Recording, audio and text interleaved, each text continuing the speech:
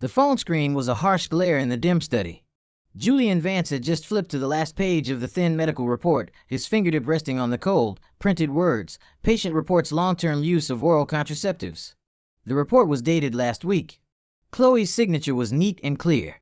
He remembered her coming home that day a little tired, saying the annual company physical was just a pointless chore. He'd even given her a shoulder rub, then his phone buzzed. Not a call, but a rapid series of WhatsApp notifications, urgent as a death knell. The message was from a stranger, an unfamiliar profile picture, but he recognized the group chat name that followed. Ivy Creek High 8, Chloe's old high school group. He tapped it open without thinking. A few photos popped up first. The lighting was dark, the background, a tacky disco ball in a karaoke bar, its reflections dazzling and chaotic. In the center of the frame, a woman was blindfolded, a strip of black cloth knotted behind her head. It was Chloe. She was wearing the cream-colored cashmere dress he bought her. But right now, she looked utterly lost. Her body was tilted forward, stiff as if she had been shoved, her hands groping blindly in the air. Below the photos was a video only a dozen seconds long. Julian pressed play. A tidal wave of deafening cheers and jeers shattered the steady silence. Go on, Chloe. Touch it. Don't chicken out. Yeah, Ryan's face is the easiest one to guess. It's always so greasy. Next. Mark Phillips. Mark's got a thick skin. Hot. Leah, get a clear shot. Post in the group. Let everyone who bailed see what they're missing. The camera shook, zeroing in on the blindfolded Chloe. A man in a flashy pink shirt stood in front of her, a smug grin plastered on his face. Ryan Carter, the one they just named. Chloe's hands, hesitant and visibly reluctant, were pushed forward by someone at her side, inching closer to Ryan's leering face. Her fingertips finally trembled as they made contact with his oily cheekbone. What? Chloe's touch is soft. Ryan yelled, and the crowd erupted in another round of louder laughter and whistles. Chloe snatched her hand back as if she'd been burned. She turned her head toward the noise, her lips moving, but whatever she was saying was completely drowned out by the uproar. In the chaotic lights, her cheeks were an unnatural feverish red. The video ended abruptly. The final frame was a free shot of Chloe's hand suspended in midair and Ryan's sickening grin practically pressed against the camera lens. A dead silence descended on the study, broken only by Julian's own ragged breathing and the blood pounding in his temples. He stared at the phone, its glaring light reflected in his bottomless eyes like two cold, distant stars. The medical report was still open on the desk. Long-term use of oral contraceptives. The words were seared onto his retinas like a branding iron. 5 years. They had been married for 5 years. He remembered every time she had snuggled into his arms, her voice a soft purr. Julian, honey, can we just wait a little longer? Until the company is more stable, until we have more time to just be us. We'll have kids eventually. He had believed her. He thought it was their shared plan, a careful consideration for their future. It was all a meticulously crafted lie. She had been on the pill the entire time, deceiving him, using his own desire for a future to block his path to fatherhood. And now on his phone screen, his wife was being blindfolded in front of crowd, treated like a plaything, shoved around to touch other men's faces. The laughter, the whistles, the vulgar jokes, they were 1,000 tiny needles piercing his eardrums, stabbing into his heart. Deceit, humiliation, betrayal, and icy rage, a polar current swept through his entire body, freezing the turmoil of emotions into a pure, devastatingly calm focus. He picked up his own phone, unlocked the screen, and found the profile of the man who had been cheering the loudest, laughing the hardest in that video, Ryan Carter. His fingertips tapped against the cold glass. Every letter was a shard of ice. Hope you had fun. Message sent. No emoji, no punctuation, just those 4 words, landing with the weight of an anvil on a world lost in its own cheap thrills. Julian put down his phone and leaned back, sinking deep into the plush leather of his chair. The heavy curtains of the study blocked out the world, leaving only the cold, spectral glow of his computer and phone screens to illuminate the hard, emotionless lines of his profile. He was like a predator awakening in the darkness. All sound and fury suppressed, leaving only the suffocating stillness that comes before the kill. The storm was brewing in silence, and the prey had no idea. The city's neon lights cast a flickering pattern across Julian's face through the blinds. He sat before his computer, the monitor's bluish light reflecting in his deep-set eyes. The medical report and the screenshots from the high school group chat were displayed side by side on a second screen. A pair of daggers twisted in his heart, a cold reminder of the farce his 5-year marriage had been. He didn't smash things. He didn't scream or make a single hysterical phone call. The extremity of his rage had birthed a terrifying, almost inhuman calm. He required efficiency, precision. He needed to make those laughing voices pay a price they couldn't possibly afford. His fingers flew across the keyboard, a blur of motion. The first target he pulled up was the woman in the video holding her phone, screaming excitedly to get a clear shot. Leah Collins. She'd been a motormouth in high school and now ran an influencer-style med spa, Glow by Leah, which she'd built by networking with old classmates and curating a flawless socialite life on Instagram. Glow. Julian's lips twisted into a glacial smile. Soon the lights would go out. He breached the back end of several major local review platforms like Yelp and Google. A few carefully fabricated one-star reviews loaded with incendiary keywords like chemical burns, unlicensed products, and horrible hygiene silently appeared among the most recent feedback. Immediately pinned to the top. Simultaneously, several local lifestyle bloggers with sizable followings receive anonymous customer tips via email complete with blurry but sufficiently alarming photos of faces swollen with allergic reactions. With that done, he switched targets. Mark Phillips, the guy in the video who had gleefully offered up his face for Chloe to touch. The kind of man who constantly bragged in the group chat about his big construction projects, but was really just a small-time con artist, robbing Peter to pay Paul. Julian easily traced his precarious line of credit and found he was desperately trying to scam another bridge loan from a high-risk lender called Apex Capital Funding. Julian's fingers paused over the keyboard for a second before he opened a secure messaging app. A contact named Shadow was online. Apex Capital Funding. Mark Phillips. I'm sending you the file. Make sure he gets the money today. Julian typed, attaching an encrypted data packet containing the forged contracts and falsified revenue statements Mark had created. Just convincing enough to pass a cursory risk assessment. Understood. Max interest rate. Shadow replied instantly. Max rate. Shortest term. Julian confirmed. He didn't want the money. He wanted the final straw that would break the camel's back. He wanted Mark to experience the euphoria of a last-minute rescue only to be plunged into the abyss of absolute despair.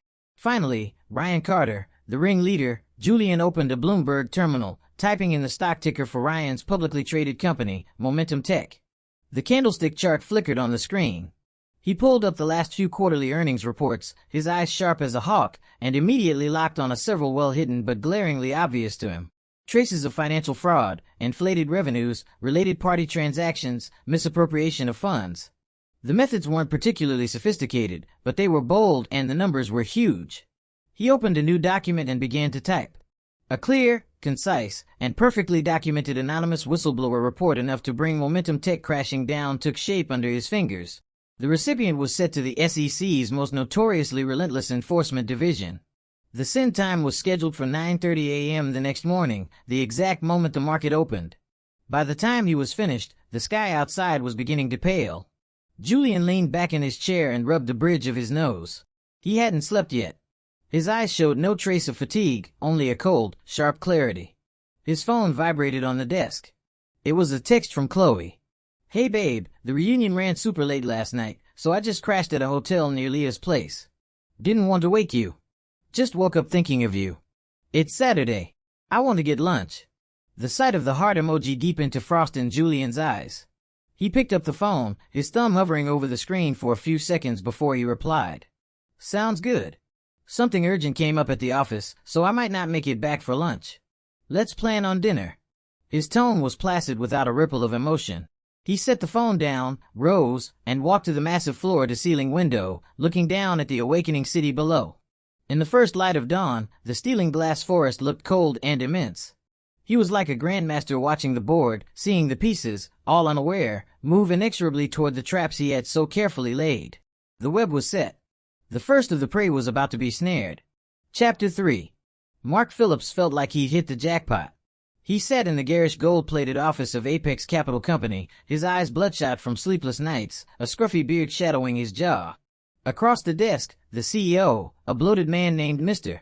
Warren, was squinting at the project proposal and bank statements Mark had handed over. Mark's heart was in his throat.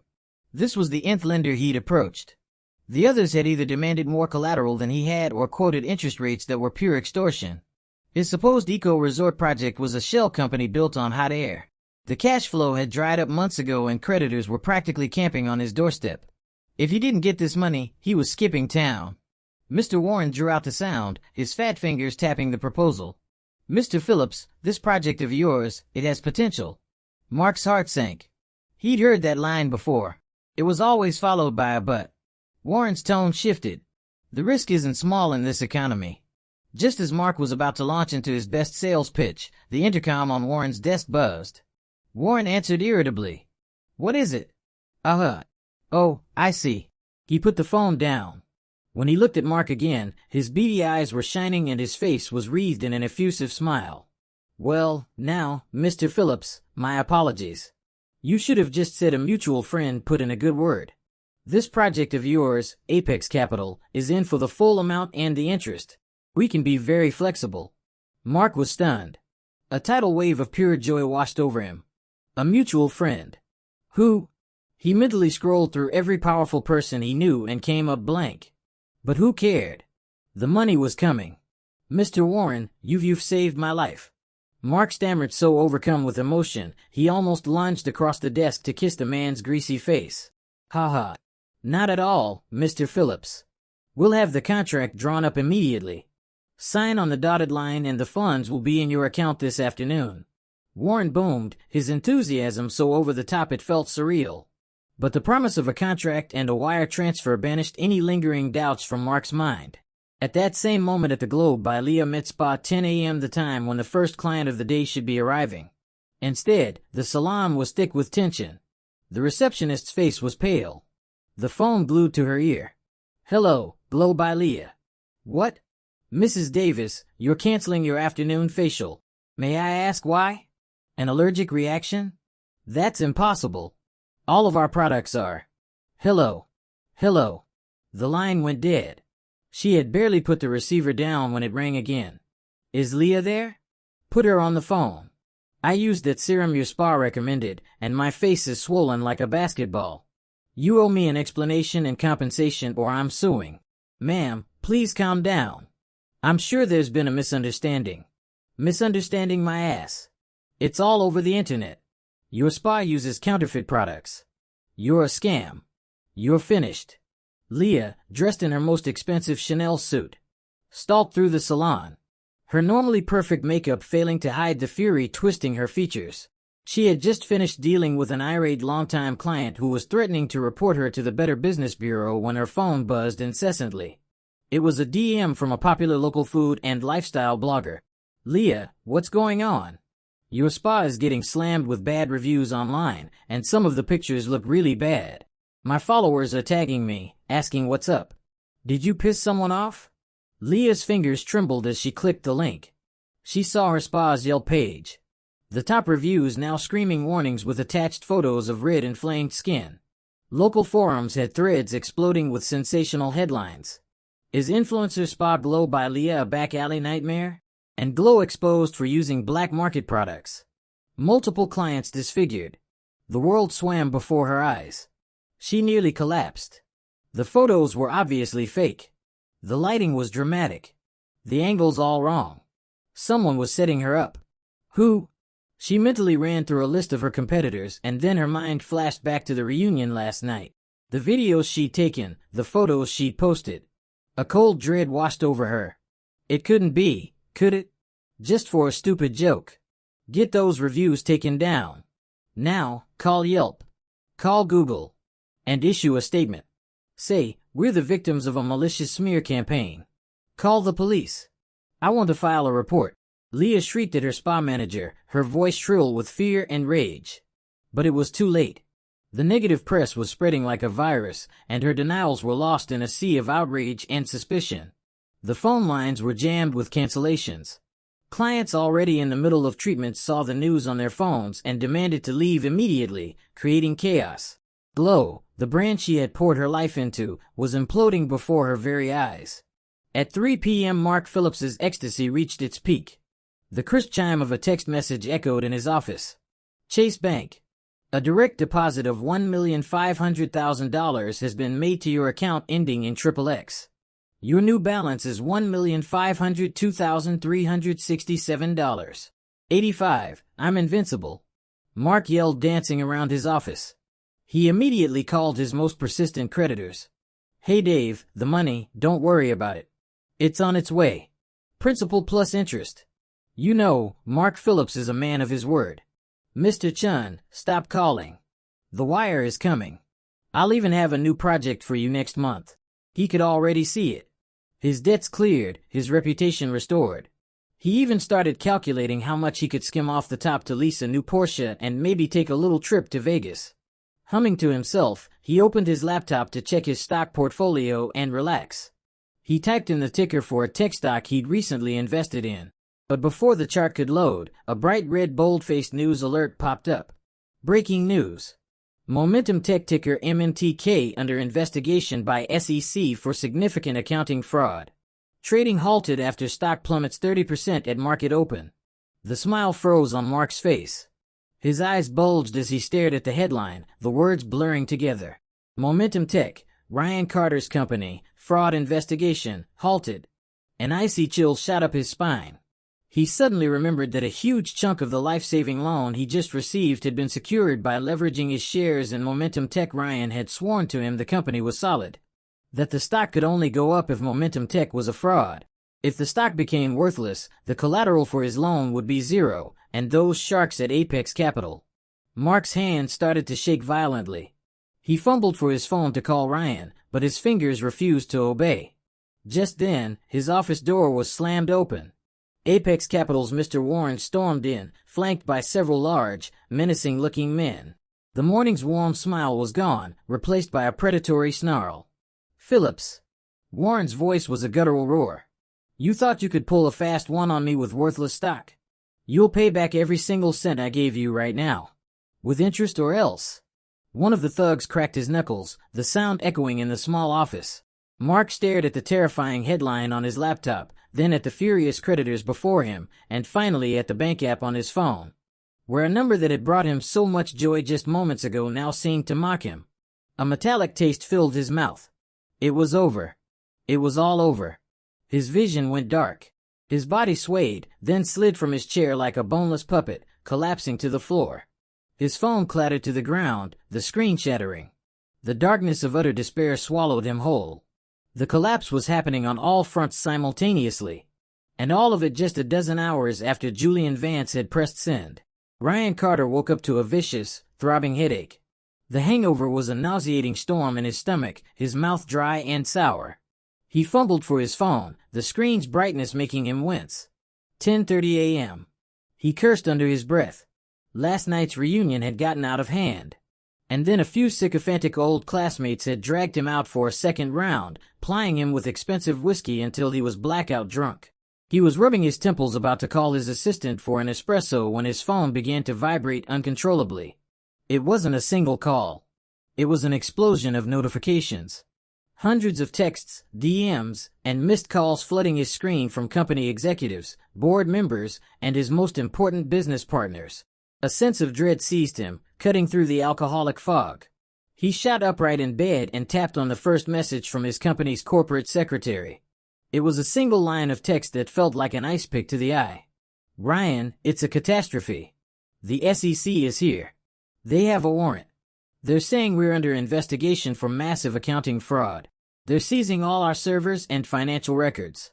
The stock has collapsed." Ryan's mind went blank. Fraud SEC warrant collapsed. With a trembling finger, he opened his brokerage app and typed in his company's ticker MMTK. On the screen, the line representing Momentum Tech stock price wasn't just dropping. It was a near vertical despair-inducing green cliff. Beside it, the bright red number screamed -30%. And next to that, the dreaded symbol trading halted. "No, that's impossible." Ryan choked out, his voice a hoarse croak. He refreshed the page frantically, praying it was a glitch. But more news alerts were already pushing to his screen. Momentum Tech implicated in systemic accounting fraud. SEC launches emergency investigation. MMTK crashes at opening bell. Trading halted, sending shock waves through tech sector. Exclusive. Whistleblower alleges Momentum Tech inflated revenue by over $1 billion through shell corporations. Every headline was a sledgehammer blow to his chest. His face turned as white as the sheets and a cold sweat drenched his silk pajamas. It was over. It was all over. The creative accounting, the funds funneled through offshore entities, the inflated contracts he thought were so clever. How? How could they find out so quickly and with such precision? Who stabbed me in the back? His thoughts were a chaotic mess. His first suspect was a corporate rival, but how could they have obtained such critical, damning evidence, and to move with such speed and ruthlessness, leaving him no time to react? Just then, his bedroom door swung open. It wasn't his assistant. It was his wife, Sophia. She was dressed in a sharp power suit, her makeup flawless. But her beautiful face held none of its usual warmth or indulgence. It was a mask of cold, cruel tranquility. In her hand, she held a thick manila envelope. "Sophia, what are you doing here?" Ryan stammered, trying to regain some composure. "There's a little situation at the company I was just about to head in." "A little situation?" Sophia laughed. A sound like shattering ice. "Your stock is worthless and the SEC is tearing your office apart. You call that a little situation?" She held up the envelope. "Perhaps this is the root of your little situation, Ryan." Ryan's heart plummeted. He took the envelope with a shaking hand and tore it open. Inside was a thick stack of photographs, printed text messages, and hotel receipts. The photos were all of him with his arms around a parade of different young, beautiful women entering and exiting lavish hotels and exclusive clubs. The evidence spanned years. The text messages were graphic and explicit, detailing affairs with not one, but multiple women, along with bank records of him paying for their cars, apartments, and shopping sprees. The most damning photo had been taken just last night outside the karaoke bar where the reunion had been held. The timestamp was 1:05 a.m. He was holding a scantily clad young woman, not Chloe and certainly not Sophia, and whispering intimately in her ear. 17 of them. Sophia's voice was terrifyingly calm, as if stating a fact about the weather. "You're truly something else, Ryan. 7 years of marriage, and you kept 17 mistresses on the side. You must be a master of time management." "Sophia, listen to me. You have to listen. This is all fake. It's photoshopped. Someone is trying to frame me." Ryan was in a full-blown panic. He scrambled toward her, trying to grab her hand, but she snatched it away in disgust. "Frame you?" Sophia looked at him as if he were the biggest joke she'd ever heard. She pointed to a photo of him with a minor celebrity on a yacht. "This one was taken last month on my father's birthday. The day you told me you were flying to London for an emergency board meeting. And these bank transfers, they're from the account funded by my dowry. The seed money you used to start your company. It's all here, Ryan. Do you think I'm an idiot?" She took a deep breath, her eyes like daggers. "I'm not here to listen to your lies. I'm here to inform you that my lawyer will be sending over the divorce papers this afternoon. All of your assets, including your now worthless Momentum Tech stock, have been frozen pending the settlement. You will not get 1 cent of what belongs to me or my family. And as for your extracurricular activities," she glanced at the sorted photos. "Get ready to be served. Adultery, fraudulent conveyance of marital assets. You're going to be busy for a very long time." "No, Sophia, you can't. We're married. For God's sake, think of everything we've been through." Ryan completely fell apart. Tears and snot streaming down his face as he dropped to his knees and grabbed her leg. "I was wrong. I know I was wrong. They seduced me. I was weak. Please, just give me one more chance for our son's sake. Please, our son." The word seemed to trigger something in her.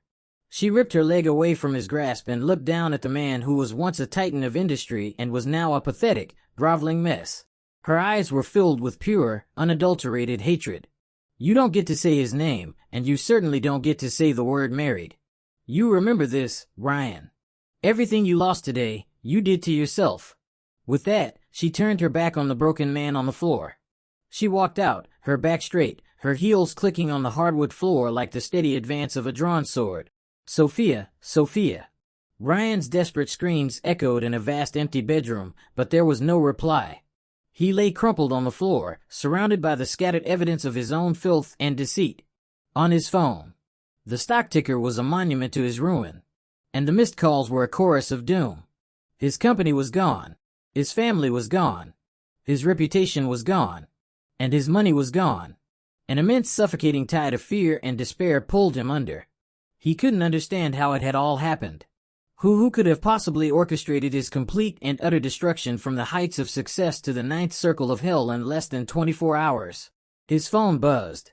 One last time, a new message. It was from an unsaved, unknown number. Like a drowning man grasping at a raft, he shakily opened it. It was just a single image, a high-resolution screenshot from last night's reunion. In the center of the frame was a blindfolded, helpless-looking Chloe, her hand being forced onto his own smug, leering face. Beneath the image was a single line of text. The same message he'd received last night. Hope you had fun. Boom. It felt like a physical blow to his head. His mind went white. That cryptic message from last night. Julian Vance. It was Chloe's quiet, unassuming husband. A paralyzing cold shot up his spine, freezing the blood in his veins.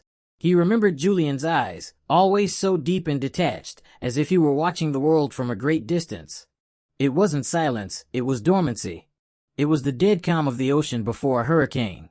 He hadn't been teasing some pushover. He had poked a sleeping dragon, and now it had woken up and burned his entire world to the ground. Julian Vance. Ryan let out an animalistic howl of pure terror and regret. But it was far too late. The fire he had so carelessly started had now consumed everything he ever had.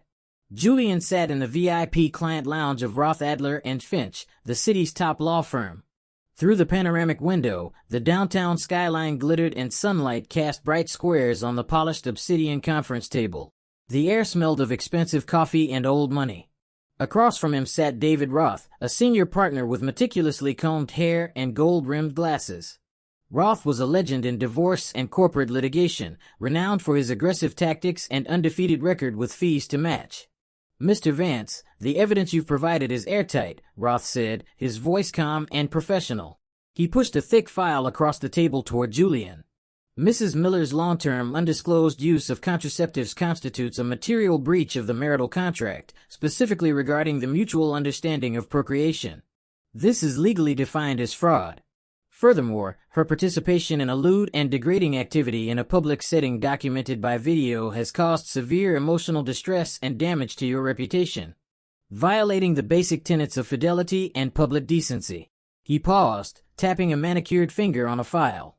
Based on these facts, we will proceed with the divorce filing on the grounds that Mrs. Miller is the at-fault party. As such, she will forfeit any claim to your primary assets. This includes your controlling shares in Keystone Capital, the 3 real estate properties purchased before the marriage or with your personal postnuptial funds, and all liquid assets held in your personal accounts. She will be entitled only to a minimal legally mandated settlement for basic living expenses which will not be drawn from your core holdings. The file contained pages of ironclad clauses, a fortress of legal jargon designed to completely wall Chloe off from Julian's financial empire. Julian's eyes scanned the terms. His face was a mask. He gave a slight nod. Acceptable. Additionally, Roth continued producing another document regarding the condominium in her name at the Lakeview Terrace development, which was a gift from her late mother. The deed of gift contains a specific reversionary clause. The property is for her personal use only and cannot be sold or mortgaged. In the event of a marital dissolution, the gift is revoked and the property reverts to the grantor or their designated heir. This is legally sound.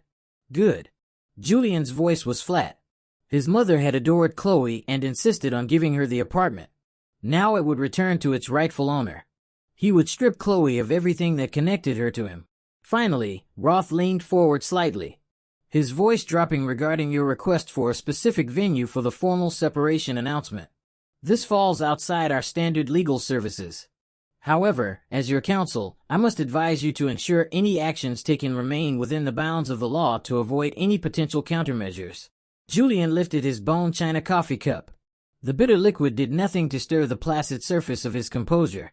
He met the lawyer's gaze, his eyes so calm they seemed to exert a physical pressure in the room. Don't worry, Mr. Roth, Julian said, setting the cup down with a crisp click. I'm merely inviting a few people to a show. A long overdue final curtain call. That's all. His tone, though quiet, held an absolute authority that brooked no further questions. Roth simply nodded. I understand. I will have the final documents prepared. We can initiate proceedings whenever you give a word. Thank you for your time, Julian said, rising to his feet. He was silent during the ride back to the villa in his understated black Bentley. Leaning back against the leather, he closed his eyes. His phone vibrated. A text from Chloe, still swamped at the office. "What do you want for dinner tonight? I can start prepping." He glanced at the cloying emoji, a flicker of contempt in his eyes. He typed a reply. "Have a client dinner. Don't wait up, sweetheart."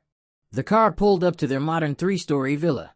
Julian unlocked the heavy bronze door with his thumbprint and stepped inside. The house was quiet. Chloe didn't seem to be home. He walked past the master bedroom on his way to his study and paused. The door was slightly ajar, and he could hear a rustling sound from within. He pushed the door open. Chloe was kneeling on the floor of the walk-in closet, her back to him. Her Louis Vuitton handbag was open. Its contents spilled out as she frantically searched for something. The sound of the door made her jump. She whipped around. A small pill bottle and a foil blister pack still clutched in her hand. It was her birth control. The color drained from her face. Her eyes were wide with the sheer terror of being caught. "Julian," she stammered, her lips trembling. You're home. I thought you said." Julian's gaze swept over her pale face and landed on the small white bottle in her hand. The air in the room seemed to solidify. He didn't yell. He didn't accuse. His expression betrayed no surprise at all. His eyes were terrifyingly calm, as if he were observing a trivial, inanimate object. "Looking for something?" he asked, his voice devoid of any inflection. Chloe flinched as if struck. She shoved the pills behind her back. "And nothing. They're just vitamins." "Yeah, vitamins. I've been feeling a little run down." "I see." Julian replied coolly, his gaze already moving past her, utterly uninterested in her pathetic lie. He turned and walked down the hall to his study. The study door clicked shut, sealing him off. Chloe remained frozen, the cold plastic of the pill bottle digging into her palm. Julian's absolute calm was infinitely more terrifying than any rage-filled confrontation. His eyes had held nothing. Not love, not anger, not even disappointment, just a vast, chilling emptiness. She slumped against the doorframe, her legs giving out from under her as a tidal wave of pure, unadulterated panic crashed over her. A massive crystal chandelier bathed the villa's vaulted living room in brilliant light. The air, filled with the scent of expensive champagne and catered hors d'oeuvres, was layered with the gentle melody of a live pianist. It was the picture of a sophisticated private dinner party, except for the palpable, suffocating tension on the faces of the guests. The attendees were the core cast from the reunion. A ghostly pale Leah Collins, a haggard Mark Phillips forcing a smile, and a few others who had cheered the loudest that night, now huddled in corners trying to make themselves invisible. They had all received an elegant invitation from Julian and Chloe for a thank-you dinner. And while their instincts screamed at them to stay away, no one had dared to refuse. The news of what had happened to Ryan Carter was already circulating in hushed whispers. Chloe stood beside Julian in a perfectly tailored pearl white dress, her smile as stiff and brittle as a porcelain mask. She had no idea why Julian had insisted on this party or why he had invited these specific people. Ever since the day he'd found her with the pills, a cold, creeping dread had taken root in her heart. He was still polite, but it was the detached politeness one shows a stranger, an icy wall that left her feeling utterly alone and terrified. "Chloe, you look gorgeous," Leah cooed, approaching with a glass of champagne, her eyes darting nervously around the room. "It's so thoughtful of Julian to have us all over." Chloe managed a weak smile. "We're happy you could make it." She glanced at her husband. He was speaking quietly with another former classmate, his profile sharp and unreadable, a faint, chilling smirk playing on his lips. Halfway through the evening, the atmosphere had begun to thaw slightly under the influence of alcohol and forced pleasantries. Mark Phillips was even starting to brag about a huge deal he had just closed. It was then that Julian gently set down his champagne flute. The light clink of crystal on glass cut through the chatter, instantly silencing the room. All eyes turned to him as he rose to his feet, his tall frame casting a long, intimidating shadow. His expression was neutral as his gaze swept over the guests, finally landing on Chloe, whose face had already begun to pale. "Thank you all for coming," he began, his voice calm, but with a metallic edge that commanded attention. "Tonight, beside catching up, I wanted to show you all something. A little party favor from our last get-together." Before he finished speaking, the enormous projection screen that took up an entire wall of the living room flared to life. A deafening roar of cheers and jeers exploded from the high-end speakers. The same sounds from that chaotic karaoke room now amplified 100 times over. Go on, Chloe. Touch it. Don't chicken out. Yeah, Ryan's face is the easiest one to guess.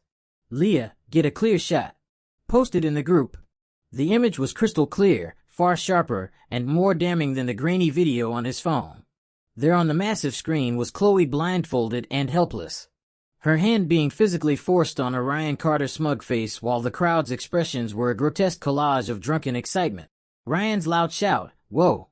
Chloe's touches soft, echoed through the silent, cavernous living room. A shrill scream tore through the air. It was Chloe. She stared at the screen at the humiliating spectacle of herself being treated like a prop in someone else's crude game.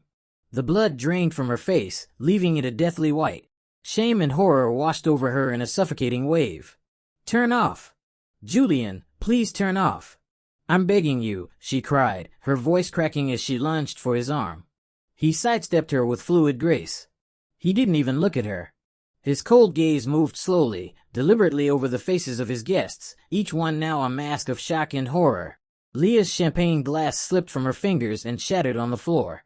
Red wine splashing across her expensive dress like blood. She stared at the screen at her own distorted, gleeful face, her own voice shrieking. Get a clear shot. Mark Phillips's forced smile had frozen and collapsed. He saw himself on screen grinning like an idiot, and a cold dread worse than any he'd felt before seized him. The video played on a symphony of their own cruelty. Wasn't that fun? Julian's voice sliced through the noise, calm and terrifying. That was the game you all enjoyed so much. He raised a hand, pointing to the screen, which was now frozen on the final humiliating frame. And now, his gaze finally settled on his weeping, broken wife, his voice dropping to an icy whisper that carried to every corner of the room. You all get to watch me divorce her. The word struck Chloe with the force of a physical blow. Her legs gave out and she crumpled to the floor, the pearl-white dress pooling around her. Her face was buried in her hands, her body racked with silent, agonizing sobs. Her dignity, her marriage, her entire life. He had just torn it all to shreds and set on fire for everyone to see. The public execution was complete. The hunter watched, unmoved, as his prey bled out on the floor. The suffocating silence in the villa was shattered by the sharp, insistent ringing of a cell phone. The sound came from Chloe, who was still a heap on the floor. She flinched, fumbling in her purse with trembling hands.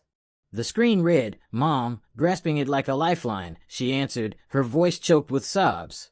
"Mom, Chloe, what on earth is going on?" Her mother's voice was a frantic, furious shriek. "Your father, he was just taken away from the school by investigators from AD's office. They're saying he took bribes from parents. That he falsified records for teacher promotions. What is happening? Did you make someone angry?"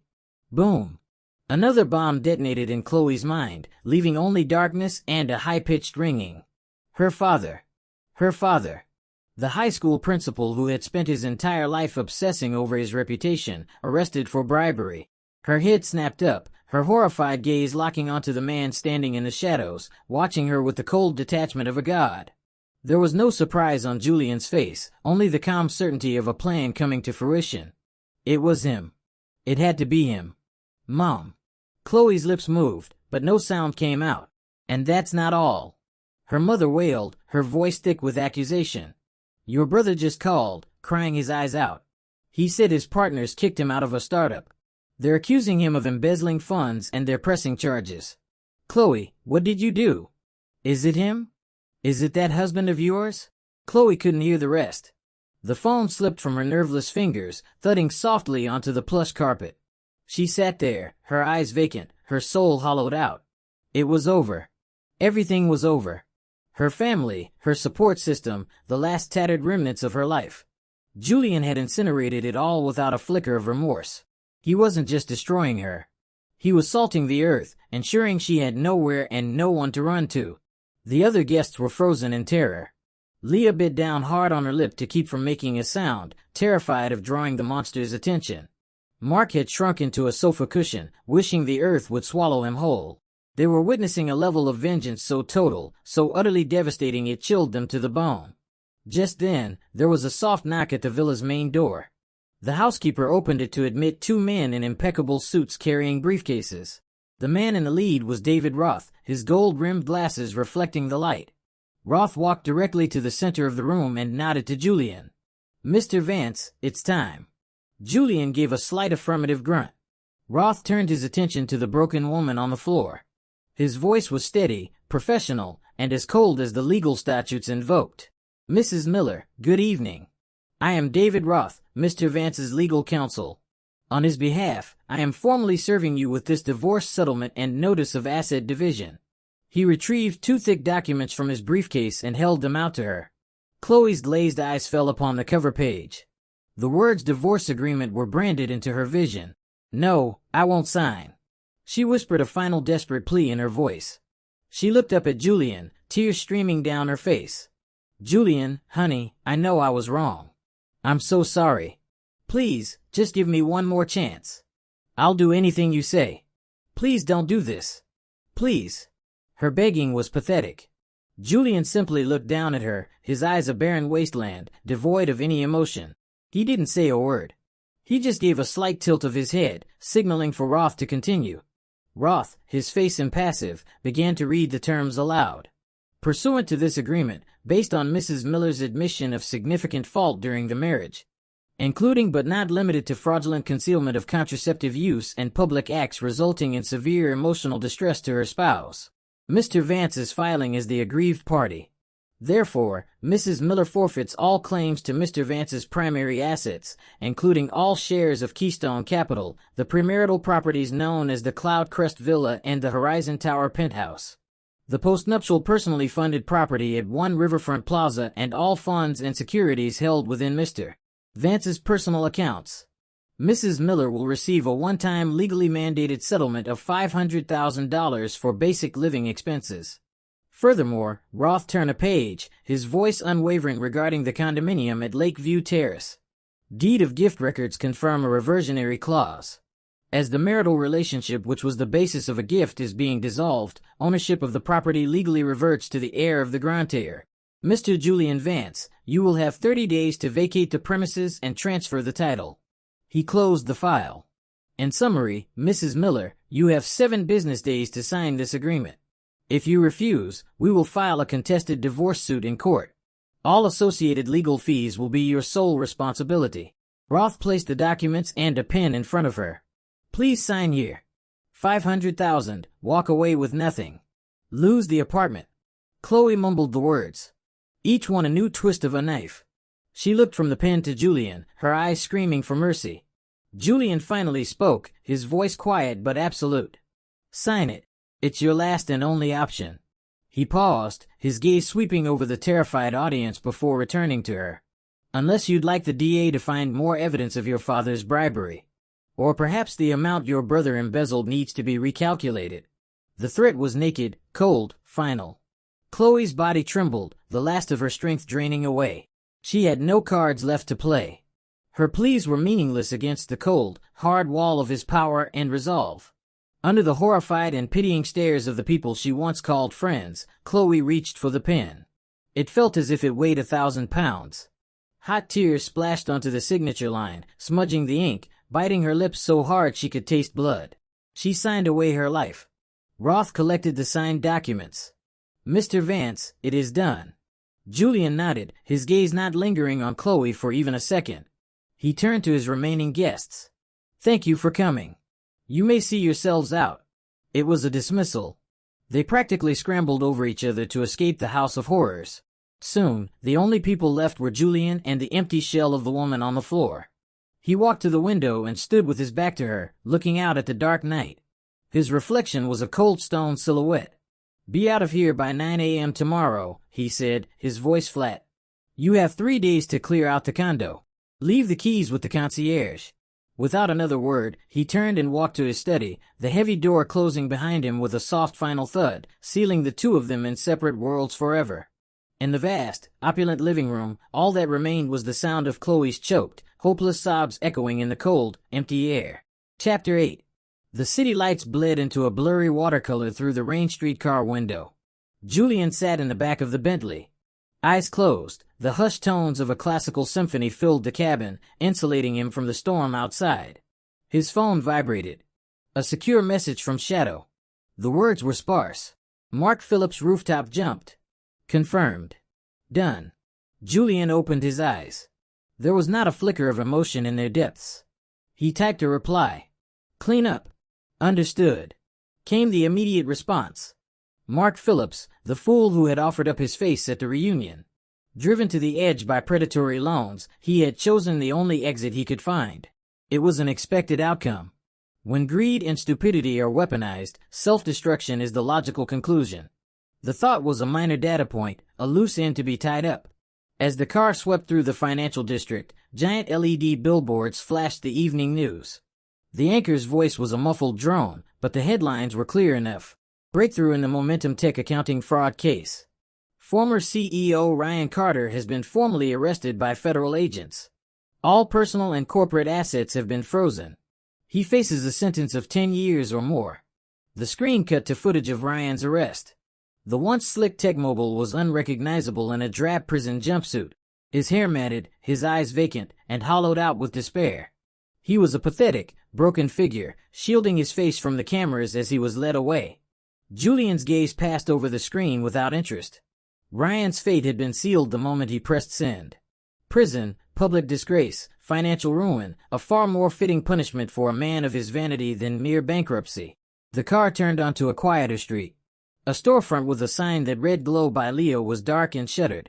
A bright orange "Closed by order of the health department" sticker was plastered across the glass door. Inside, furniture was overturned in a chaotic mess.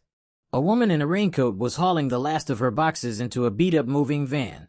Her back slumped in defeat. Leah Collins, the woman who reveled in documenting the humiliation of others. Her business had collapsed under an avalanche of lawsuits and bad press. Her carefully constructed influencer lifestyle was gone, leaving her bankrupt and disgraced, forced to retreat to the very life she had fought so hard to escape. The Bentley glided past without slowing. The ruin of these people's lives was nothing more than scenery to him now. Their pain, their despair, it was all just a pre-written score of his symphony of revenge. His phone buzzed again. David Roth, Mr. Vance, the divorce is finalized. The settlement has been wired to Mrs. Miller's account. The title transfer for the Lakeview Terrace property will be completed within 3 business days. Good, Julian said, and ended the call. It was finished. Chloe Miller, a name that was now just an empty echo, had vanished from his world with her $500,000 and a few suitcases. She would return to a family she had helped ruin to live out her days in the shadow of her own failure and regret. The Bentley descended into the private garage beneath the Keystone Capital headquarters. The elevator ascended silently to the top floor. As the doors opened and Julian stepped into his sprawling office, a space that commanded a view of the entire city, a pure and potent wave of satisfaction washed over him. Outside the floor-to-ceiling windows, the rain had stopped. The clouds were breaking apart and pillars of golden sunlight poured down, setting the rain-washed metropolis ablaze. He stood before the window, hands clasped behind his back. The light illuminated the hard, perfect lines of his profile. In his eyes was the reflection of the kingdom below, a world of power and capital that was entirely his. There was no emptiness, no remorse, only the clean, exhilarating thrill of absolute victory. The deceiver was disgraced and disowned. The humiliators were ruined, imprisoned, or in exile. The betrayer was cast out with nothing, sentenced to a life of regret. He had targeted each one with surgical precision, laid his traps with cold calculation, and watched as they stumbled toward their inevitable ruinous fates. Every step was by his design. Every outcome was perfect. The cleansing fire of his revenge had burned away all the lies and filth of his marriage, leaving behind only this, a vast, clear world under his complete control. Julian took a deep breath. The crisp, clean air filled his lungs. It was the scent of freedom, the scent of power. He picked up the intercom, his voice steady, resonant, and utterly confident. Notify the department heads. Conference room 1 in 10 minutes. We're greenlighting the final phase of the Starfire acquisition. Effective immediately, a new campaign had already begun. And in his world, there were no longer any weaknesses. There's only the unconquered territory that lay before him, waiting to be claimed.